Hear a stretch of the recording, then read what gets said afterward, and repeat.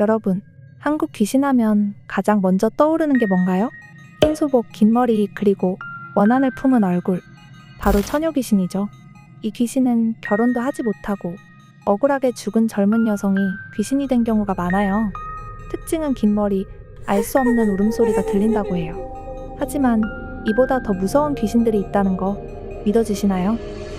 창귀. 깊은 밤, 적막한 산길을 걸을 때 누군가 당신을 부르는 소리가 들린다면 절대 따라가서는 안 됩니다. 창귀는 억울하게 죽은 사람이 악귀가 되어 이승을 떠도는 존재입니다. 특히 살해당한 사람이나 원한을 가진 이들이 창귀가 되는 경우가 많거든요. 창귀의 가장 무서운 점은 자신을 죽인 자에게 복수하려 하지만 때로는 다른 무고한 사람들을 죽음으로 몰아넣기도 한다는 것입니다. 예를 들어 창귀는 산길을 지나가는 사람을 홀려 낭떠러지로 유인하거나 깊은 강으로 뛰어들게 만들기도 합니다. 창귀의 목소리를 따라가다 보면 어느새 위험한 곳에 서 있게 되고 정신을 차렸을 땐 더 이상 돌아갈 수 없는 상황이 되어버리죠. 옛날에는 창귀를 피하기 위해 불경을 외우거나 부적을 몸에 지니고 다녔다고 합니다. 하지만 한번 창귀의 표적이 되면 쉽게 벗어날 수 없었다고 하죠. 그 소리에 이끌려가면 어느새 당신은 깊은 계곡 끝에 서 있을지도 모릅니다. 뒤를 돌아보면 아무도 없습니다. 하지만 분명 누군가가 당신을 밀고 있겠죠. 장산범. 장산범은 한국 전설 속에서 호랑이와 비슷한 모습인 요괴로 전해집니다. 하지만 일반적인 호랑이와는 달리 순백의 털을 가졌으며 무엇보다도 사람의 목소리를 흉내내는 능력을 가지고 있습니다. 장산범이 가장 자주 목격된다는 곳이 바로 깊은 산속, 특히 장산이라는 이름이 붙은 곳들이라고 합니다.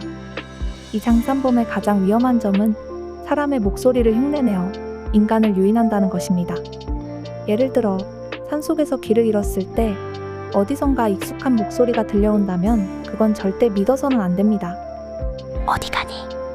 이쪽으로 와. 그 목소리가 가족이나 친구의 목소리와 같다고 해도 따라가서는 안 됩니다.